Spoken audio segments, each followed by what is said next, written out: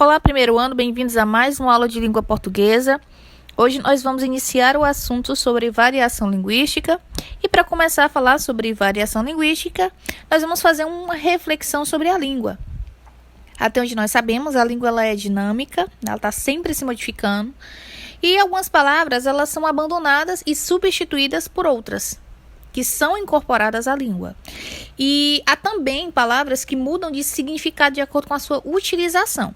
Então, como a gente pode observar, a língua ela é dinâmica, ela está sempre se modificando. Então, determinadas palavras, elas vão caindo em desuso. Então, a língua ela sofre tipos de variação durante anos, durante séculos. Então, para completar, a língua sofre ainda outros tipos de variação, que dão origem a variações de linguagem, certo?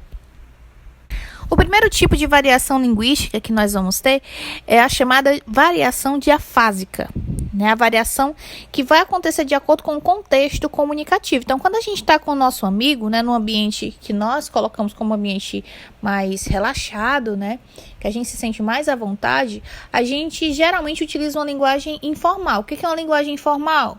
Uma linguagem informal é que ela não está ligada à gramática, por exemplo, geralmente está ligada mais a um nível popular, certo? Ela pode ser chamada ou de linguagem informal ou de linguagem coloquial, que emprega já a estrutura mais simples e às vezes ela apresenta desvios, da norma culta e apresenta também gírias, ok? Então, dentro desse ambiente que a gente intitula de mais relaxante, geralmente a gente utiliza dessa linguagem mais informal.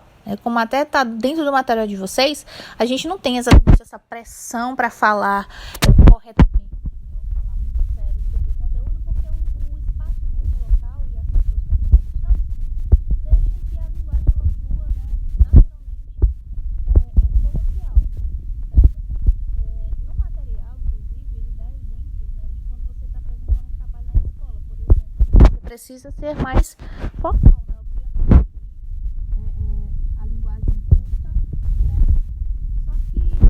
Eu também coloco uma observação. A observação é que não existe exatamente o que é falar certo, o que é falar errado. O que importa? O que importa é que a gente possa entender, perceber qual seria o tipo de variação que a gente deve utilizar em um determinado local, certo? Então, não necessariamente existe o falar errado ou falar certo. Existe o local para falar esse tipo de linguagem específica, certo? Aí sim, dessa forma é que a gente tem que trabalhar, certo? Então, eu acredito que deu para entender o que seria a variação linguística diafásica.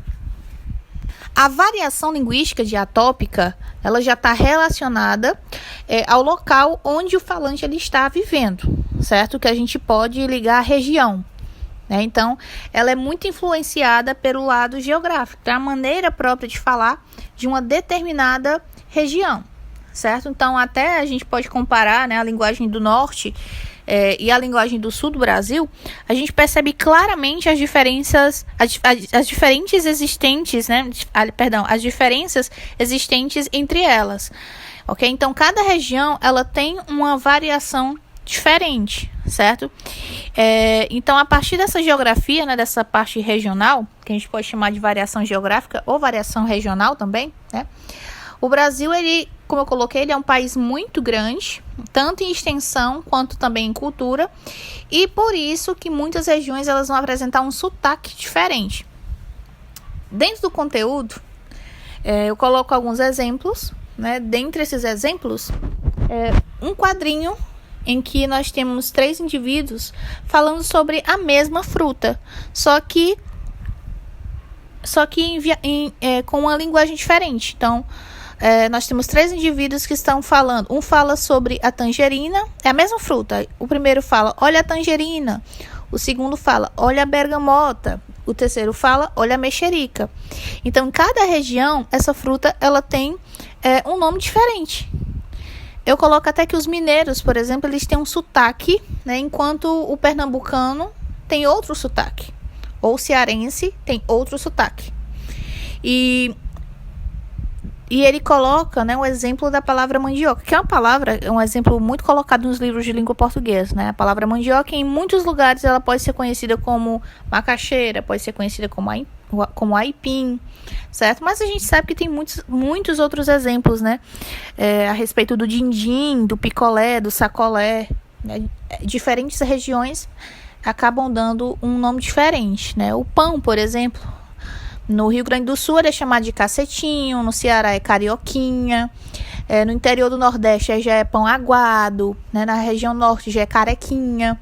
Na França, por exemplo, né? Se a gente for aprofundar mais aí a ideia de distanciamento geográfico, já é chamado de pistola. Em Portugal já é chamado de carcaça ou cacete, né? Que é bem próximo do cacetinho.